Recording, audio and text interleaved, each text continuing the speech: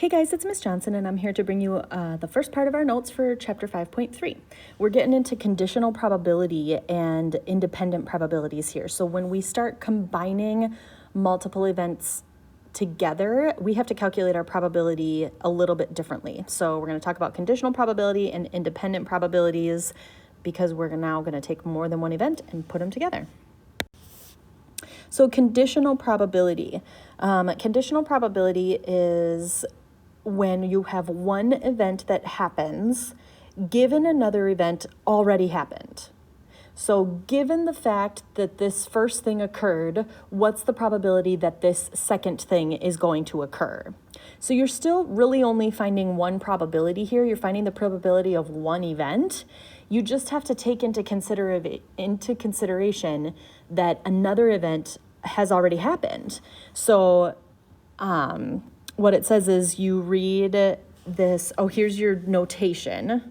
Sorry, that's what I was getting at there. Here's your notation, this line, this vertical line that almost looks like an I or a lowercase l. That vertical line means that it's the probability of B given A. So the probability that B is going to happen given that A already happened. So the underlying theory here, what's happening here is that the probability we assign to an event can change if we know that some other event has already happened. And that's what makes it conditional. We know what that probability should be, but the fact that something else already occurred makes that probability changed. So it came with a condition because something already happened and it changed the events that happened from then on out. So that's what we're getting at here with conditional probability. This is the new magic word for you today to pay attention to. We've talked a lot about the word or already when we had the probability of this or that. Today we're talking a lot about the word given. Another way that you'll see that is if. And it's so funny because all these teeny tiny words in the English language have such big meaning in probability. So if you said, what's the probability that B happens if A already happened? That word if tells you that A is your condition. You have to consider that A happened before you calculate B. Okay.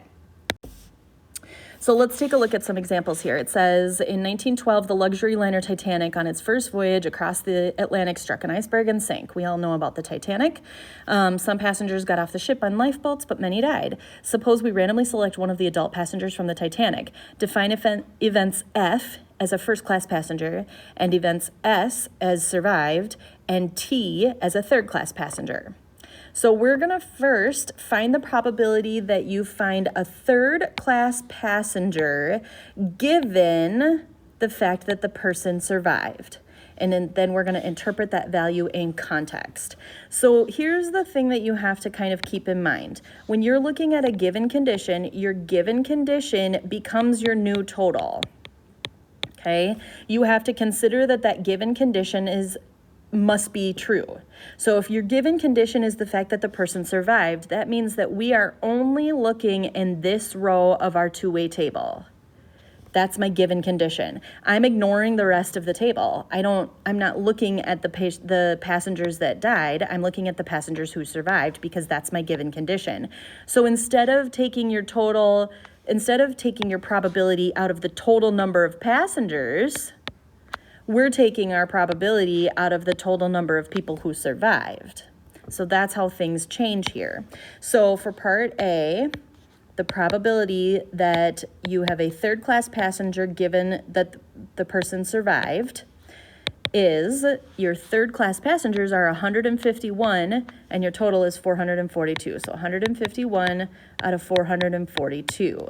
So that's your conditional probability. The condition was that the person survived. So 151 divided by 442, and you get a probability of 0.342 there. All right, so there's that one. Let's take a look at part B. Oh, and then we have to interpret that. Let's interpret that given, sorry, let me get rid of my B here. Let's interpret that given the context of the question, meaning we're gonna write out a concluding statement here. So the way I would write this out here is given the fact that a passenger survived,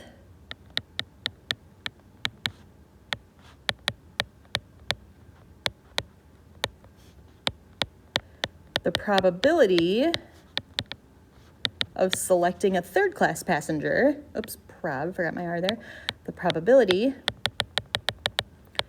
of selecting a third class passenger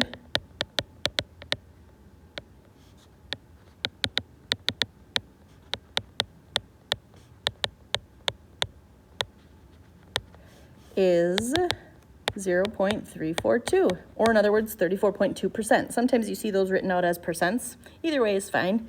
AP doesn't care, so for the exam, you can write it as a decimal or write it as a percent. So then let's take a look at part B. In part B, it says, given that the chosen person is not a first class passenger, what's the probability that she or he survived? Write your answer as a probability statement using the correct symbols for the events.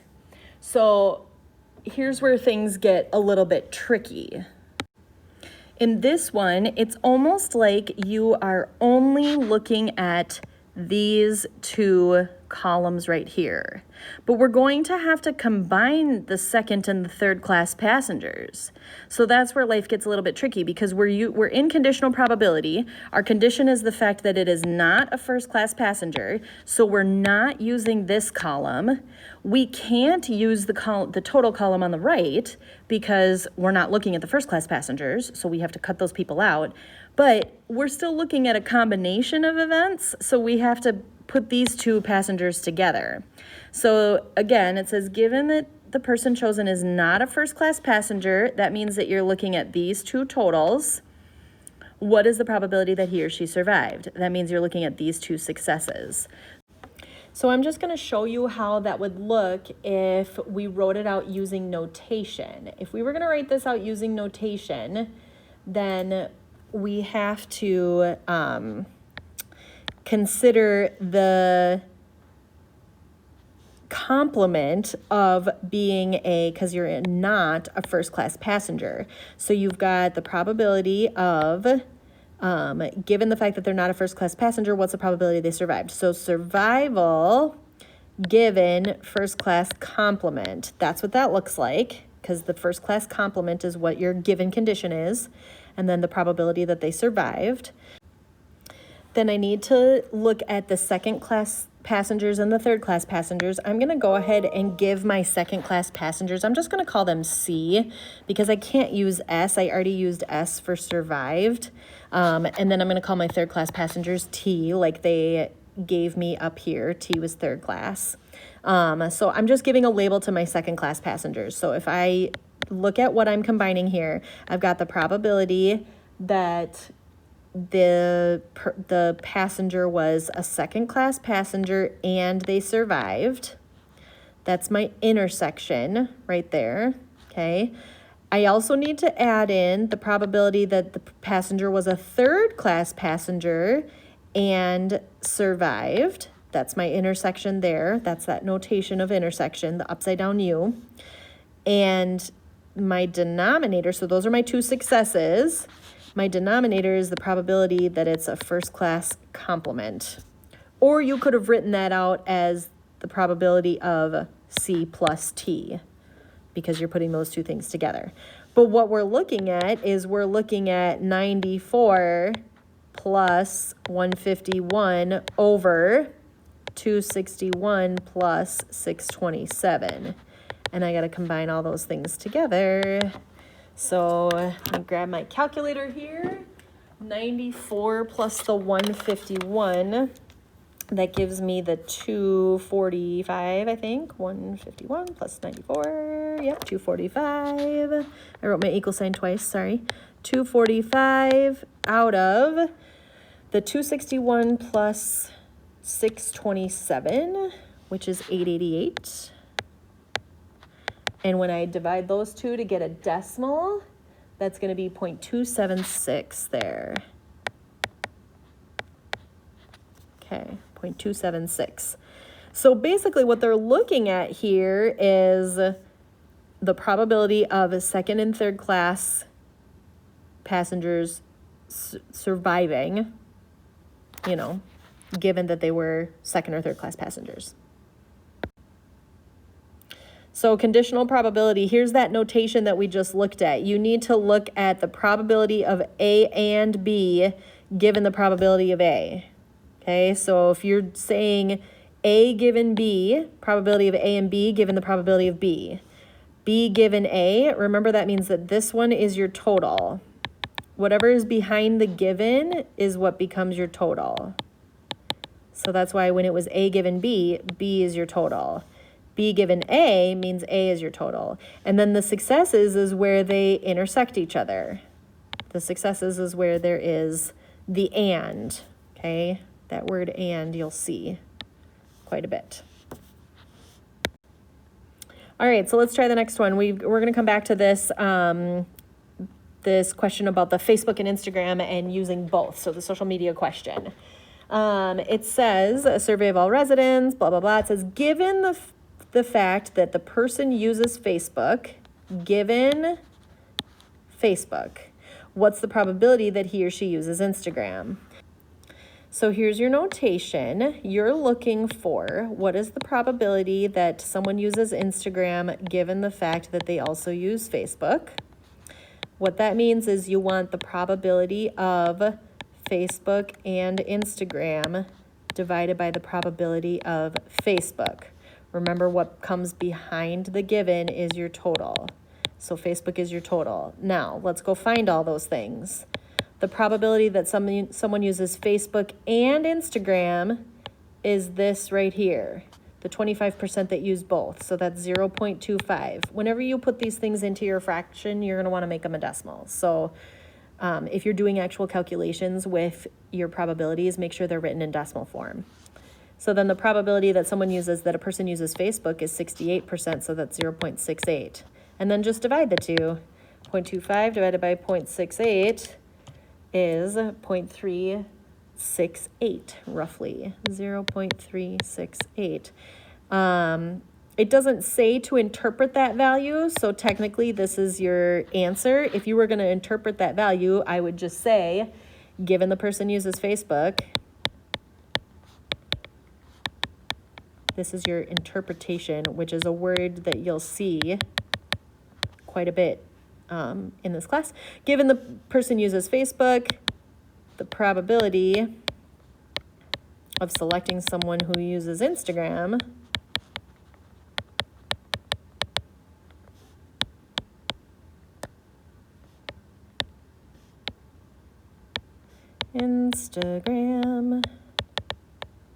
is 0.368. There you go. Okay, let's take a look at a two-way table and talk about some independent events. It says A and B are independent events if knowing whether or not one event has occurred does not change the probability that the other event will happen. In other words, A and B are independent if the probability of A given B and the probability of A given B complement is equal to the probability of A. What you're looking for is these probabilities all need to be the same. If you take one column's success divided by its total, it should be the same as the next column's success divided by its total, which should be the total column divided by its total. They all need to be equal, okay? Alternatively, you could change which total you're looking at. The probability of B given A needs to be the same as the probability of B given A complement, which needs to be the same as the probability of just B in general. Okay, and showing any two of these things is enough. If you show that this is equal to that, or I should say, if you show that this is not equal to that, then you can say they are not independent. And we're going to talk about that language as well, because we can't use the word dependent. Dependent implies that there's a cause and effect, which we've already talked about needs more testing, but we can say they are not independent. We don't know if one is dependent on the other, but we know that they're not independent of each other. There's some other factor that is making them linked, okay? So it says knowing that so here's your example. We're going back to that pierced ear example that we looked at in previous lesson. It says the probability of having a pierced ear given the person is male, looks like the probability of B given A, is 19 out of 90. Okay, 19 out of 90 is 0.211. The probability of pierced ear given female, meaning a complement, because if you weren't listed under the male category, you were listed under the female category. So probability of pierced ear given female is 84 out of 88, which there's a slight error here. That's not the 0.579. This is actually 0.955. The probability of just pierced ear is where the 579 came into play. So this is just the probability of, you know, this event. Probability of pierced ear is the 103 out of 178. That's where the 0.579 came into play. The point is, when you look at these probabilities, they are not the same. 0.211 does not equal 0.955, which does not equal 0.579, so these are not independent.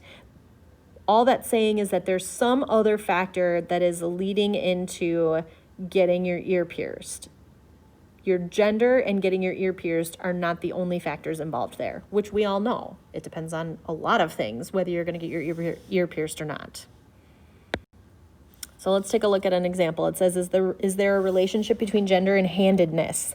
To find out, we use Census at School's random data selector to choose an SRS of 100 Australian high school students who completed a survey. The two-way table summarizes the relationship between gender and dominant hand for these students. Suppose we choose one of the students at random, in the sample at random. Are the events male and left-handed independent? Justify your answer. So what you are trying to figure out is, does it make a difference to be male and left-handed?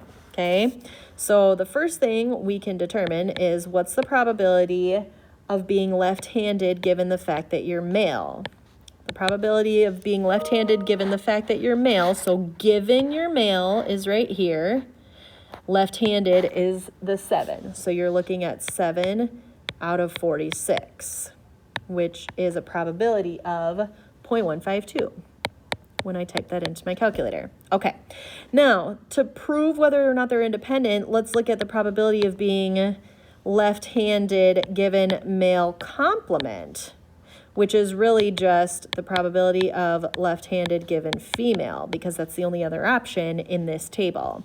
So now, I should have switched colors, but now I'm going to look at this female column. So the male complement are the females. So that means I'm looking at 3 out of 54. 3 out of 54 is equal to 0.056. And the other one that you can check is the whole total. You can also just check what's the probability of being left-handed. Probability of being left-handed is 10 out of 100, which we all know is 0.1. So then you ask yourself, is this the same as this, the same as that? And the answer is no. So gender and handedness are not independent.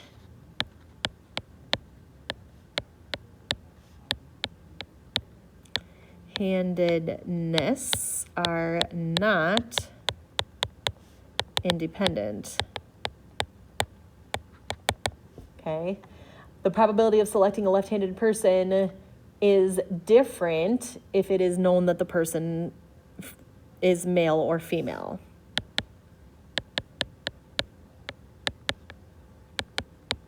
The probability of selecting a left-handed person, you could even go so far as saying the probability of selecting a left-handed person is greater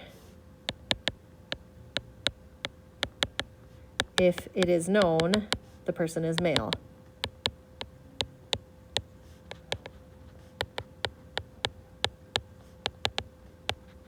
All right, there you have it.